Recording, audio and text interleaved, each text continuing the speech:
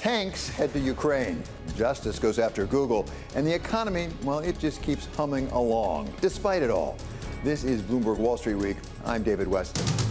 This week, special contributor Larry Summers on where the economy is headed. I think the economy is in a very uncertain state.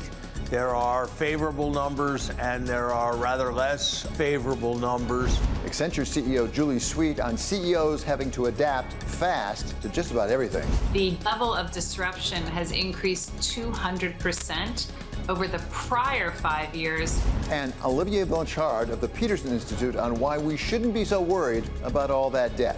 The dynamics of debt when you have interest rates which are low, and indeed interest rates which are lower than the growth rate, are extremely favorable.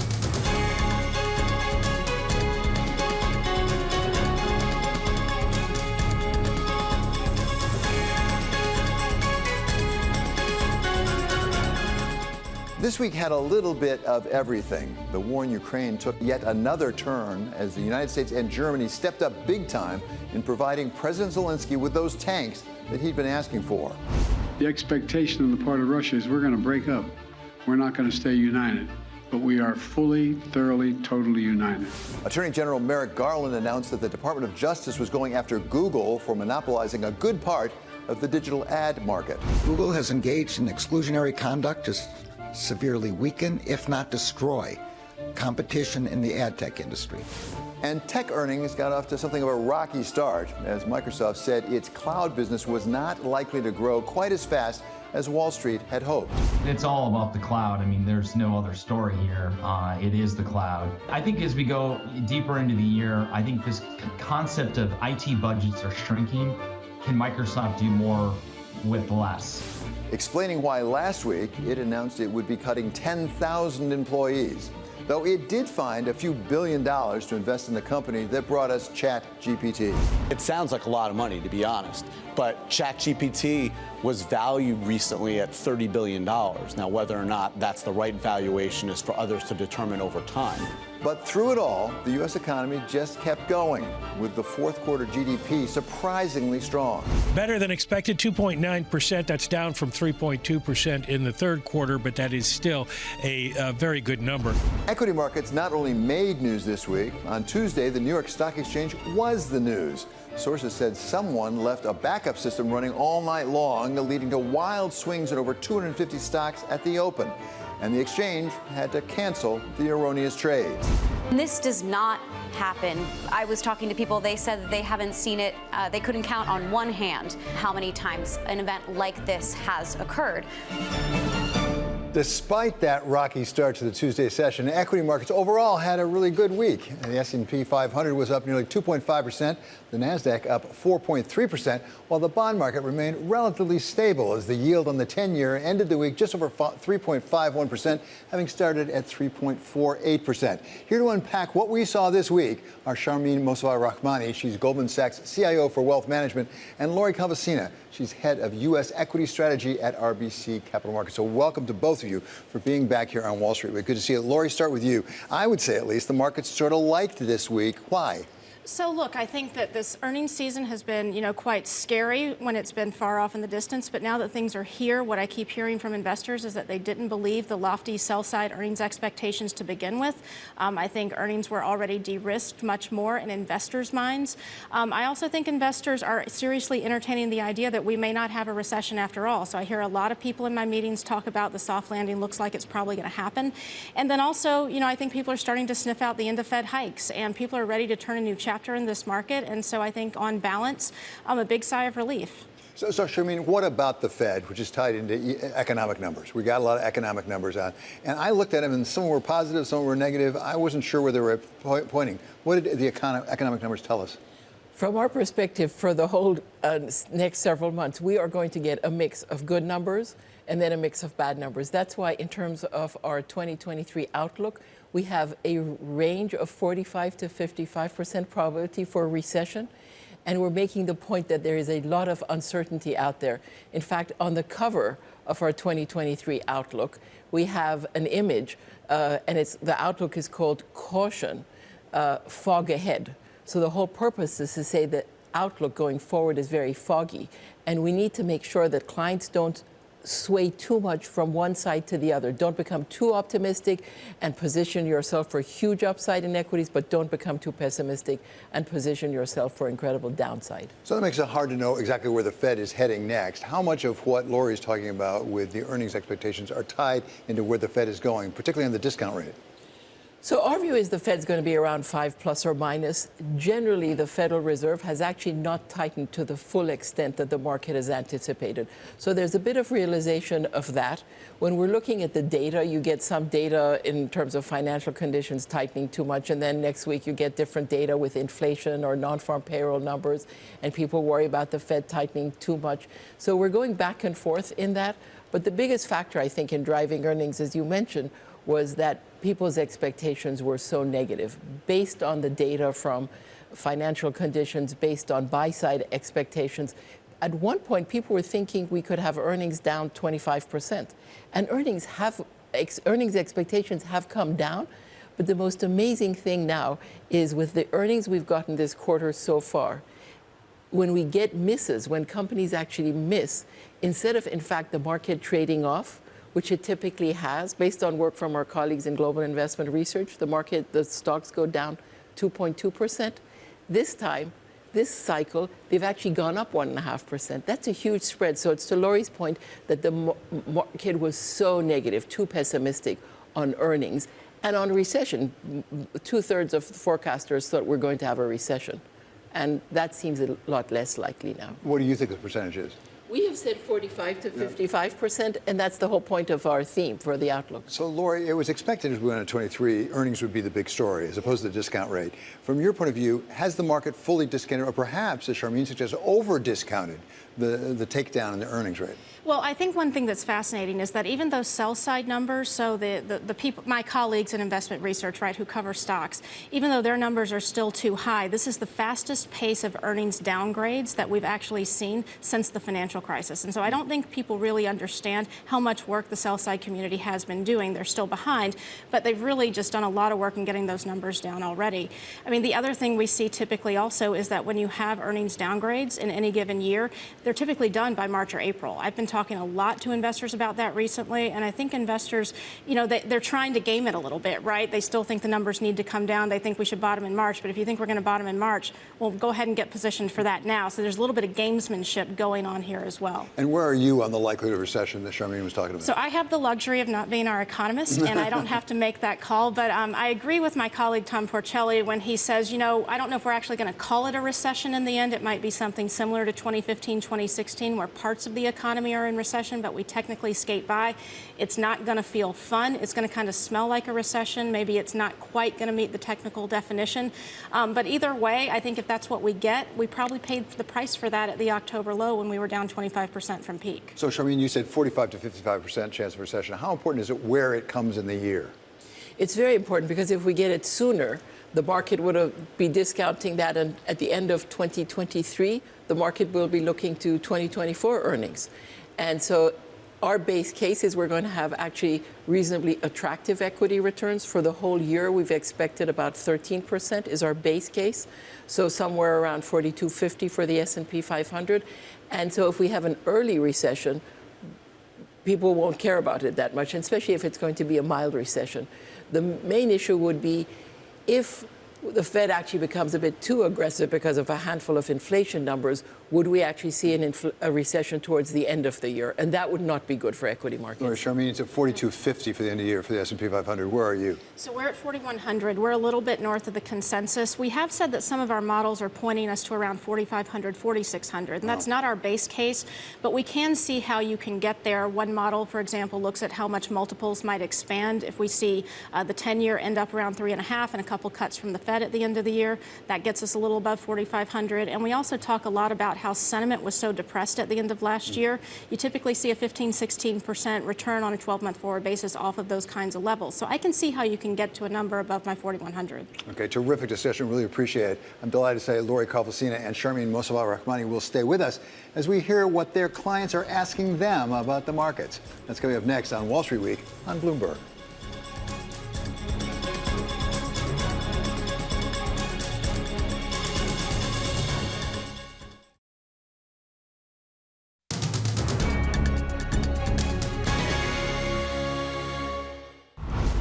Meanwhile, up in Redmond, Washington, Bill Gates giveth and Bill Gates taketh away. As Microsoft, which cheered the market with an upbeat talk a week ago, turned around and depressed it with downbeat talk a week later. People were so angry that they forgot the excellent possibility that the company, which shares with Intel the distinction of appearing in all three major indexes and has been the single best performer in the Dow Jones Industrial Average this year, might well have been wrong both times. That was Louis Rukeyser on Wall Street Week back in July of 2001 when the #1 movie in the country was Jurassic Park 3. The top song was Lady Marmalade by Christina Aguilar, Lil' Kim, Maya, and Pink. And Microsoft's market cap was about $300 billion instead of the $1.8 trillion it is today. But still, we were talking about Microsoft as we did this week. Still with us are Sharmin Mossavar-Rahmani of Goldman Sachs and Lori Calvasina of RBC Capital Markets. So I'll start with you, Sharmin. Tech has gone through something of a roller coaster ride. It was the leading force in the markets for quite some time. Now, not quite so much. Where is tech right now in its effect on the markets overall? It's actually a bit of a misconception that tech stocks were the driver of this entire bull market. And clients ask us that question, what happens if we don't get the kind of earnings growth and we don't get the kind of price appreciation? So we did an exercise for our clients looking at an equal weighted index and a market cap weighted index. So for example, if you're thinking about Apple and Microsoft as an example, and you're looking at stocks where the market cap weight is about 6%, Microsoft a little bit less than that, and then you look at Exxon and Coca-Cola, where one is a little bit above 1% market cap, the other one a little bit less before, and you actually gave them equal weight and looked at the returns, they're nearly identical for the last 5 years and last 10 years. So it's a bit of a myth that you need the technology sector to drive equity returns. So we're actually telling clients that at the margin, tech stocks are a little bit overvalued. It's not so overvalued that people want to take a reverse position and be short that market. But we actually think it's a little bit, 5 plus 10% overvalued, but not that significant. And we're not pricing the kind of earnings growth that people had for the last 5 years, for example, especially because of the pandemic. So, Lori, if tech isn't the buzzword that it once was, what is? When you talk to your clients, what are they talking about today if it's not tech? So I would say one of the more interesting discussions we have with people is sort of what's going to lead when we come out of this economic challenging period, whatever you want to call it. And there's a general agreement that the economy is going to be pretty sluggish. We're not going to be roaring in terms of growth again. And so you want growth stocks. But what are the growth stocks of the future? I think certain parts of techs, software, for example, cyber comes up a lot. I think that will give you some of those longer term secular growth tailwinds. But a lot of people are talking about industrials, reshoring, nearshoring, automation. And kind of everything is old is new again. Kind of that theme coming back. Are we going to get those growth engines from kind of these older parts of the economy that are going to get reinvigorated? And so that's probably the most interesting debate is just kind of where do you want to be over the next 3 to 5 years in terms of some of those longer term sector drivers? So, Sharmin, when I hear about onshoring and nearshoring, I think about geopolitics to some extent, because that's driving some of that force, I think, right now. What about the question of geopolitics for an investor these days? One of the questions our clients are asking us actually is given how much non-U.S. economies, non-U.S. markets have lagged the U.S., whether this is the time actually to go overweight Europe, to go overweight emerging markets, in fact, to go overweight China. And our response to that is while on the surface it looks like these markets are very cheap. So, for example, if you look at price to forward earnings, it looks like China is trading at a 35% discount to the U.S. So everybody's so interested given the zero COVID policy having been abandoned. But once you actually adjust for sector weight, it's nowhere near as cheap. It's maybe about 11% discount. That's not enough to take on all the geopolitical risks associated with China. So when we go through the geopolitical risks for clients, we go through first Russia, Ukraine, and you talked about that earlier in the program, and we say there's risk of escalation. We go through U.S.-China relations, risk of worsening, less likelihood of getting better. Then you go through North Korea and their ballistic missiles. So we go through these. These are tail risks, but it doesn't mean you can position your portfolio for these tail risks. You can't be out of equities given our expected upside return or out of bonds. So we want clients to be aware of these risks, but we actually don't recommend shifting the portfolio significantly for that purpose. So, Lori, I'm aware that you are U.S. equity strategist for RBC Capital Markets, but what do you think about the U.S. versus non-U.S. question? Well, it's a great question. I got an earful about this in December. I was spending a lot of time outside of the U.S. meeting investors, and I found that European-based investors were really high on Europe. And really, for reasons you mentioned, said the U.S. is expensive, it's the growth trade, we like value, and, the U.S., we're uncertain about the fundamentals of the U.S. And I kind of pushed back and I said, well, I understand the valuation component, I said, but then it gets into what do you really want to buy? Do you really want to buy European financials? Do you really want to buy European energy companies? And they kind of, recoiled a little bit on that.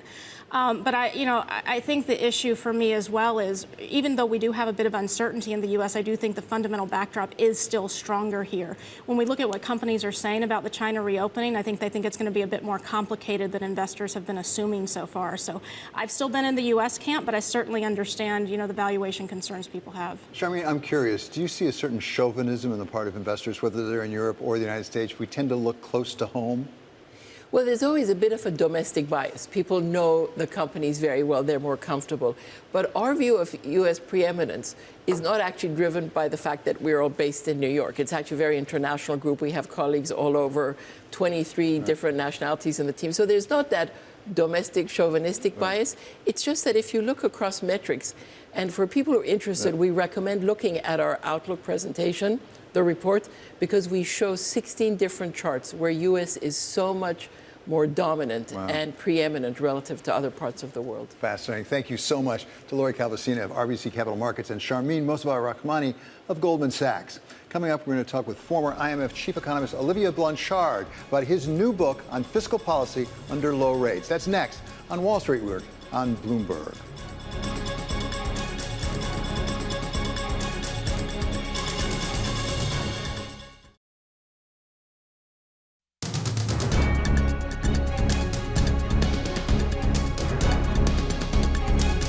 This is Wall Street Week. I'm David Weston. We spend a lot of time on Wall Street Week talking about higher interest rates. And are they here to stay? How do we adjust to that possibility? Some people suggest maybe that's not the right thing to be looking at, that the higher interest rates may be temporary, that over the longer term, we will have lower rates. One of those who is asking that question and talking about the possible consequences is Dr. Olivier Blanchard. He is the former chief economist for the IMF, and he has written a book about this question, which is fiscal policy with low interest rates. So, Dr. Blanchard, thank you so much for being with us. Really appreciate it.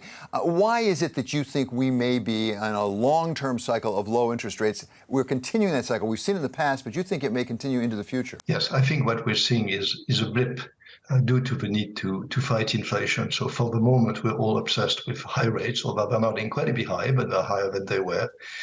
I think this will come to an end. I think we'll basically win the fight against inflation, probably within a year or two.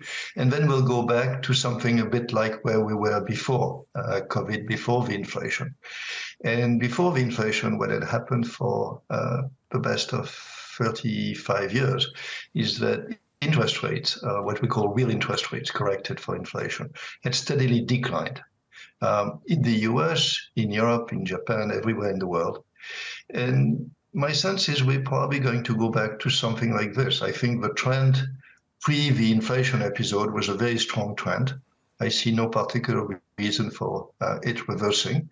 So I think we'll go back to something not unlike where we were in 2019, which means very low rates, real rates probably close to zero, lower than growth rates. And if I'm right, then this has very substantial implications for macroeconomic policy in general, but fiscal policy in particular, which is what my book is about. Well, let's talk about what those implications are for policymakers, because you spend a fair amount of time in the book talking about the relationship between the rate of interest rate on the one hand and growth on the other. And when you're below zero, that is to say the rates actually are lower than the growth rate, it poses particular challenges. What are the risks in having that world, particularly when it comes to investment, public investment? Well, it's a good world to be in, because you can basically do a lot of things. And if you take on debt, the burden of the debt, which is debt service, is clearly much lower. So this is a world in which there is a lot of fiscal space, to use an expression which is quite popular these days. When the interest rate is less than the growth rate, you can actually run what we call primary deficits, which are deficits not counting interest rates, and still have debt to GDP, which is the ratio that everybody focuses on, be stable. So there's much more fiscal space. And you can use deficits, and by implication, debt, as deficits accumulate into debt, for things that you need to do. So, for example, if there's a COVID crisis, or we need to spend more on defense for Ukraine or so on, then there is a space to do it. So you use the word challenge. I think it's more a favorable situation in which basically we have the room to do things, and we should use it carefully, but we have the room. You speak at one point in your book about fiscal headroom being perhaps nearly infinite. That is to say, you can have a primary deficit that runs without getting the balance between debt and GDP out of kilter. Is that right? Do we have much room? Because as you say, right now we're hearing a lot of people on Capitol Hill, but also at the other end of Pennsylvania, even at the Fed, talk about the risks of too much debt. No, we don't have infinite room. I want to be absolutely explicit about this. So there's such a thing as too much debt. But the dynamics of debt, when you have interest rates which are low, and indeed interest rates which are lower than the growth rate, are extremely favorable. So you can sustain fairly high levels of debt, and debt service is not a major burden. Now, this being said, you cannot do anything. You can, I think, for example, the Biden last year's big $1.9 trillion plan was excessive. And if there was more of this in the future, that would be an issue. So the point is, there is room to use that if needed, but it should be used right. And I don't think at this stage that the US is on the right trajectory. There's a lot of uncertainty, but there seems to be a willingness to spend on things which are probably not absolutely essential. And this I disagree with. So let's go to an instance you refer to at the end of your book, actually, where the debt got to be too much, and that happens to be Greece and what happened with the European crisis recently. What keeps us from being Greece? Well, what basically the belief by investors that if they hold the debt, they'll be repaid, right? So, when you have debt at say 100% of GDP, and investors start having doubts about whether they're going to be paid, they are going to ask for a very high interest rate, say maybe 5-10%, right? In which case you have to actually take 10% of GDP every year in order to satisfy them, something you can absolutely not do for political and other reasons. So in this case, their self-fulfilling doubts lead to a debt crisis, and that's more or less what we saw in Greece. They just had too much debt. They just could not handle it. In the US, if you do projections, they can be scary, but you know that the political process will eventually kind of adjust, even in the US, even if it's broken. And so I think we have room to have the levels of debt we have today. Again, if we were to keep doing this forever, at some stage I would worry, but I don't worry today. If I'm an investor, I say, what is the probability that it will be repaid in, say, 5 years? If I hold a 5-year bond, I think it's 1. And so therefore I'm willing to basically lend to the US government at very low rates. So there are differences across countries which come from the political process, the level of debt, the uncertainty, the maturity of the debt, and so on. I think for the moment, there's no reason to worry about debt, but that's not an excuse to have any irresponsible fiscal policy. Okay, Dr. Blanchard, thank you so much for being with us. Once again, this is a terrific book. I really recommend it to everybody. It's Fiscal Policy Under Low Interest Rates. That's Dr. Olivier Blanchard of the Peterson Institute for International Economics. Coming up, why investors need to look at CEOs' ability to multitask. We talk with Julie Sweet of Accenture about why companies need to be changing just about everything and all at once. That's next on Wall Street Week on Bloomberg.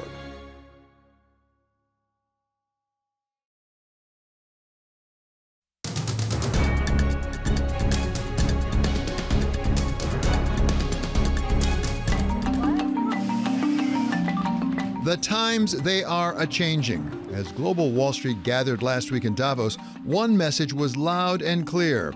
The world is going through dramatic changes that investors have to get ready for. Whether it was the economy. We expect to see a mild recession, largely driven by the painfully persistent service inflation It's coming off, but it's still pretty high. Or China coming out of its COVID freeze. I think the opening up of China, while it will have its ups and downs, it will hopefully be a net exporter of deflation. Or the demographic challenges for the U.S. in having enough workers. I think we're getting a lesson right now in the fact that America is this wonderful place for people to work and live and prosper, and the problem is we need more people. We just need more capacity. Or technology taking us into a whole other world. We're in a process of transition because, of course, the building of the metaverse is not an overnight job. This is going to take years. We're at the foothills of building the metaverse. Companies and their CEOs are having to deal with a lot of change, all at the same time, full of risk, but also a fair amount of opportunity. Having come off of the most difficult year for a balanced portfolio, 60-40, whether you were in stocks or bonds or anything in between, it was pretty rough sledding. And so I think everyone's happy that that's behind us. And to take us through a lot of the changes we're seeing in the C-suite, we welcome now somebody who's on the front lines of that change. She is Julie Sweet, the CEO of Accenture. Julie, thank you so much for being on Wall Street Week. Really appreciate it. So change is something CEOs are used to having to deal with, but are we seeing a different level of change? And if so, is it a matter of degree or of kind? David, it is both degree and kind.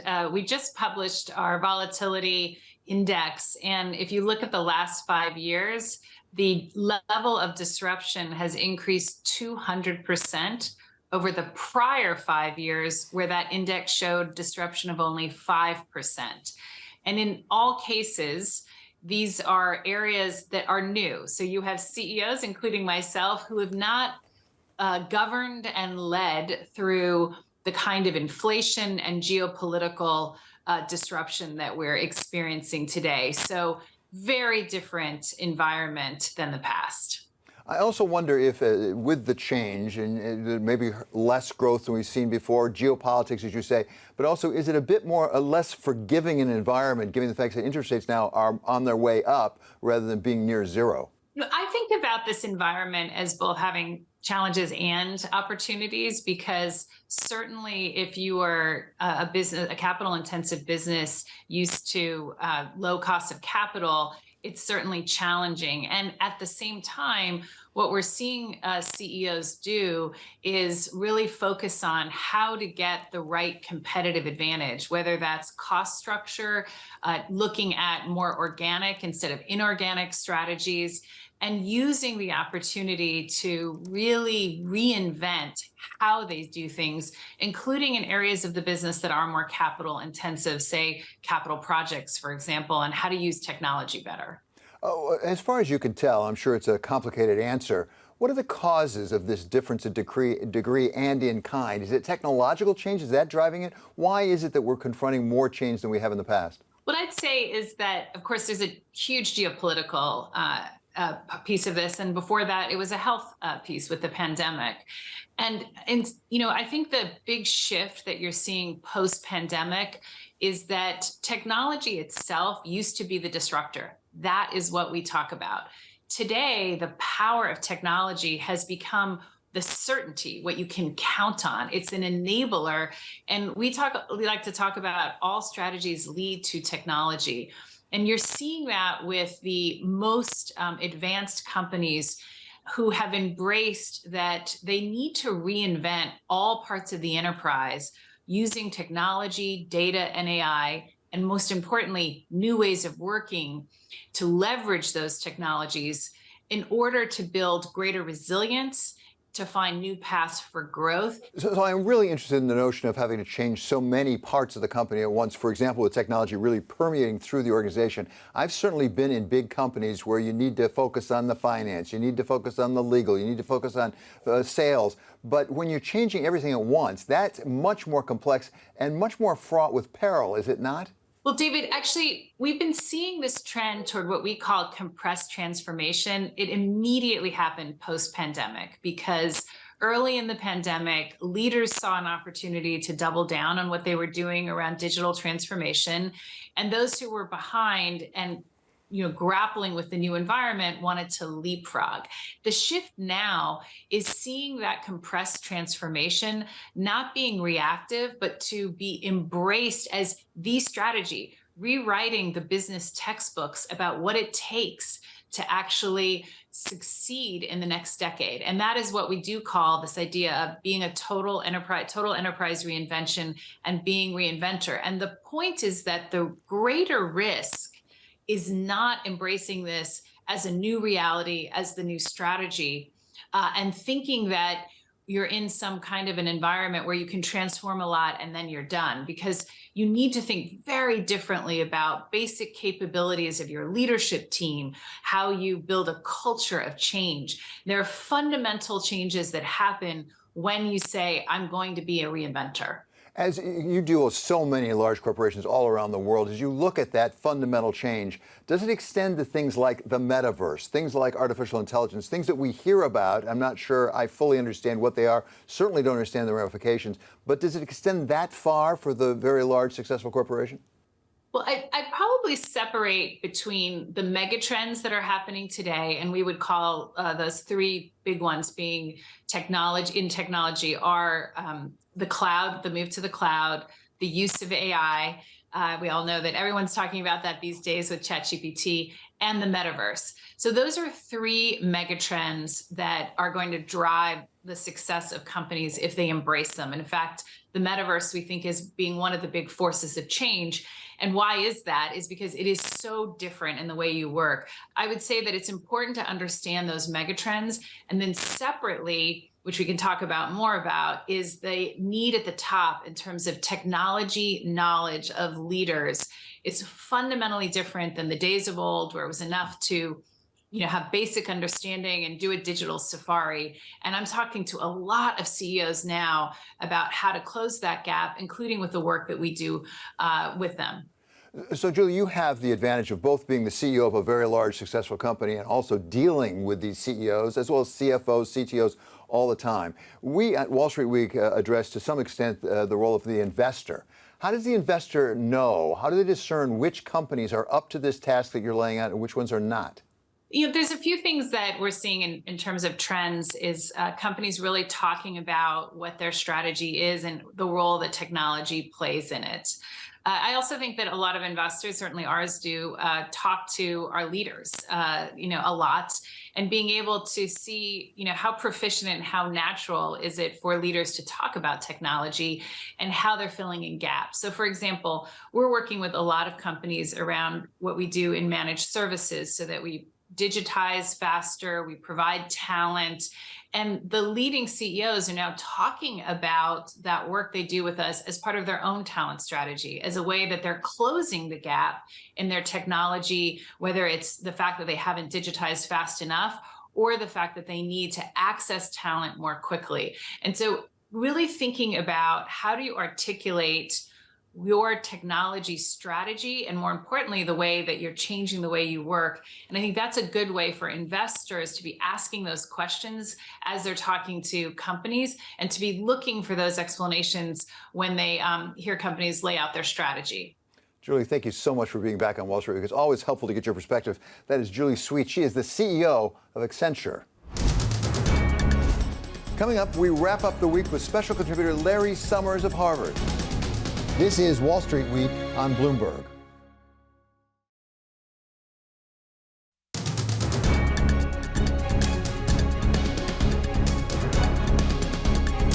This is Wall Street Week. I'm David West, and we are joined once again by our very special contributor here on Wall Street Week. He is Larry Summers of Harvard. So, Larry, thank you so much for being back with us.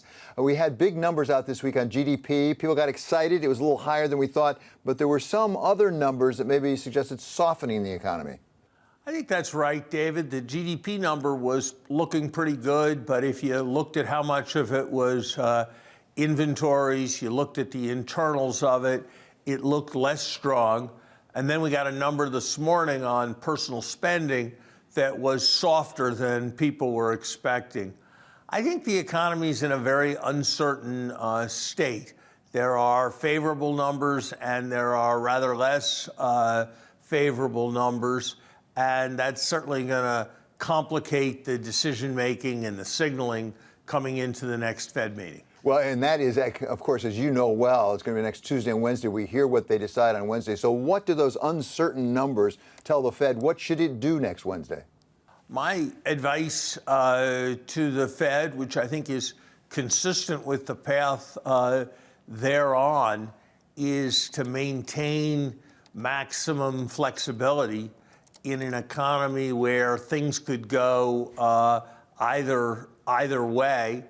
I suspect they will do 25 basis points on Wednesday, and I hope they will not project confidence about what their future intentions are, because I think there's a lot of uncertainty about the way things are going. If I were sitting at the Fed, Jay Powell has wisely observed that monetary policy works through financial conditions. And if you look at overall financial conditions, they are actually looking like they have moved substantially towards easing in the last several months. So in a way, the monetary impulse that's coming into the economy is much less expansionary, much less contractionary than you would think just looking at federal funds. And that is something that I think needs to concern the Fed as it sets policy. So I don't think this is a time to be taking possibilities of rate hikes off the table. At the same time, I don't think it's a time to be committing to rate hikes, given the indications of softness that we have seen from a number of quarters. So this is going to be a very difficult period through the Fed. They're driving the vehicle on a very, very foggy night. They've got to be doing it looking forward rather than looking out the side window or the back window. But when it's a very foggy night, you shouldn't drive too fast, and you should be ready to hit either the brakes or the accelerator. So, Larry, as a macroeconomist, you help us look broad. You also help us look long, and you put it in a larger perspective. There is something of a debate going on, as I understand it right now, over the longer term about whether we are in or headed into a higher interest rate period overall, or whether, in fact, we're going to come right back down where we were. And that secular stagnation that you first identified for people may be coming back. As you know, Olivier Blanchard, formerly chief economist at IMF, has a book out now warning about secular stagnation, saying that's the bigger risk right now. I think you may have a bit of a difference with him. Look, everybody should read Olivier's book, which is terrific. And I think he recasts the debate about fiscal policy in some quite helpful ways, recognizing the potential importance of low interest rates. And I think he lays out an important and plausible scenario where we return to the kind of secular stagnation that he and I and others had emphasized as a feature of the pre-COVID period. My own best guess is that neutral real rates are going to rise relative to the pre-COVID period. That's going to happen for four reasons. It's going to happen because of substantially larger government debts and deficits going forward in many parts of the world. It's going to happen because of substantial increases in investment demand caused by energy transition investments and resilience investments in the private sector. It's going to happen because of the overhang of asset prices, which are high, and the contribution that that makes to spending, which operates to reduce saving and raise real interest rates, something that may be particularly pronounced if, as Charles Goodhart has suggested, the elderly are dissaving, and because there may be some greater tendency to rely on debt finance going forward. My sense is that those factors taken together may outweigh the continuation of the demographic factor and others. But it's a very uncertain situation. But when I look at the Fed's current estimates of a 2.5% long-run neutral rate, I see more room for inflation to settle in a bit above 2, and I see more room for real rates to settle in about above 0.5 than I do for the error to be in the other direction. But Blanchard's is a hugely important book that deserves the attention I'm confident it will get. We have been struggling with inflation versus growth here in the United States and in much of the Western economy. Latin America also is struggling with its own version of that. We had decisions from the Chilean Central Bank, the Colombian Central Bank this week, and then we had an announcement or a trial balloon of possibly a currency union between Brazil and Argentina. What do you make of that?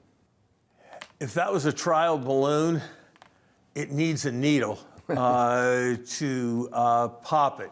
That seems to me to be a extraordinary and somewhat bizarre idea. I suspect there will be cynics who would say that Brazil and Argentina having a common currency has a little bit of the character of two drunks in a ditch, hugging themselves for warmth. I'd much rather see them work on liberalizing trade between them, finding ways to make both our economies more fluid. Larry, you and I were over in Davos last week, and as we both saw, there was a lot of talk about Ukraine. Quite a few representatives from Ukraine there speaking out. And one of the things that you raised, others did as well, that you were particularly eloquent on the question of the need to really have substantial reinvestment in Ukraine to bring it back after this war, but also the need for that to be commensurate with some reform about how they handle their money. Now we see 7 officials in Ukraine having been dismissed by President Zelensky. Are they on the right path? What do they need to do to have credibility? As important as it is to win the war, it's important to win the peace. And that is a lot about the creation of prosperity and opportunity for those who live in Ukraine. Let's be honest and recognize that even by the very low standard of the 15 republics of the former Soviet Union, Ukraine has performed very poorly economically since the Berlin Wall fell in 1989, and that was true even before there was a Russian threat in 2014. So yes, we need to provide very substantial support. Yes, I think a large part of Ukrainian economic success is going to come from coming together with the rest of Europe on many economic dimensions. But it's going to be very important that financing be provided for investments that take place in appropriate frameworks of integrity, of efficiency in procurement, of targeting. And finally, Larry, we have this week the Treasury Secretary Janet Yellen going to Africa. And one of the things that she's addressing there is some of the debt overhang, if I can put it that way, in a number of sub-Saharan African countries. It's something you have warned us about here on Wall Street Week and elsewhere about this issue. What will it take to make real progress here? I think Secretary Yellen is building an important legacy around the developing world. She has pushed for reform of the World Bank. She is going all the way to Africa to highlight the importance of these debt issues. A crucial issue is going to be finding a framework in which the United States and China can cooperate relative to when I worked on these issues and supported President Clinton in the largest debt initiative to that point for the poorest countries. The big difference now is that China and a range of Chinese institutions have emerged as major creditors. And we're going to have to work on finding a way that involves them. Okay, Larry, thank you so very much. That's Larry Summers of Harvard, our very special contributor here on Wall Street Week.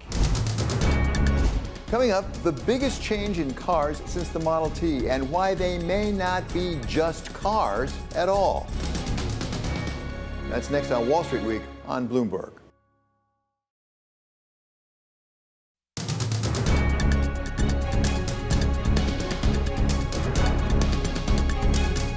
Finally, one more thought. Is it a bird? Is it a plane? Is it a car? Or is it one more digital platform? Electric vehicles are all the rage these days, with auto companies the world over rushing to catch up with Elon Musk's Tesla. It's a long-term goal. By 2030, we want to be at least 40% of the total EV market in India.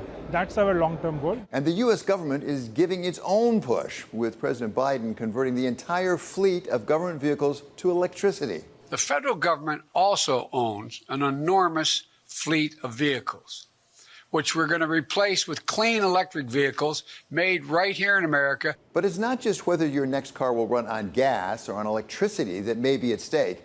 James Mary Barra has been saying for a while now that her new cars will be much more than just vehicles. They'll be platforms for your apps, just like your smartphone is today. We think we're going to not only have affordable electric vehicles with, very well-priced battery capability, power density, but then also the software business that we're going to unlock on top of it, because the vehicle, whether it's ICE or EV, is really a software platform. And now it turns out it isn't just the GMs and the Fords and the Toyotas who want to sell you your electric vehicle of the future. Sony has joined the party too, as it went to the Consumer Electronics Show to unveil its Afeela EV with Honda earlier this month, boasting 45, count them, 45 cameras and sensors with plenty of screens inside. Think PlayStation meets your new Accord. But maybe GM and Sony aren't thinking quite boldly enough. Maybe there's one more step to take on the road to merging transportation with the digital world. Ever since Facebook changed its name, we've been hearing about its big, bold transition to the metaverse, which even Meta's Nick Clegg admits will take some time and a whole lot of money. All of that future will materialize, but it'll take billions of dollars in investment. It'll take sort of some successes, some failures. But we're told it is coming. And this week, Apple laid out its plans to speed it up with a new headset developed with, you guessed it, Sony, that does Meta one better. For a mere $3,000, Apple says that we will soon be able to enter the metaverse and switch between applications simply by looking at them and touching our finger to our thumb. So if this metaverse thing really does take off, maybe even EVs will be a thing of the past. We won't need cars, or whatever they may become, because we won't have to go places in the real world. We can just go there virtually. And let's be honest, though $3,000 for a headset may sound steep, it's a lot cheaper than a car, electric or otherwise. That does it for this episode of Wall Street Week. I'm David Weston. This is Bloomberg. See you next week.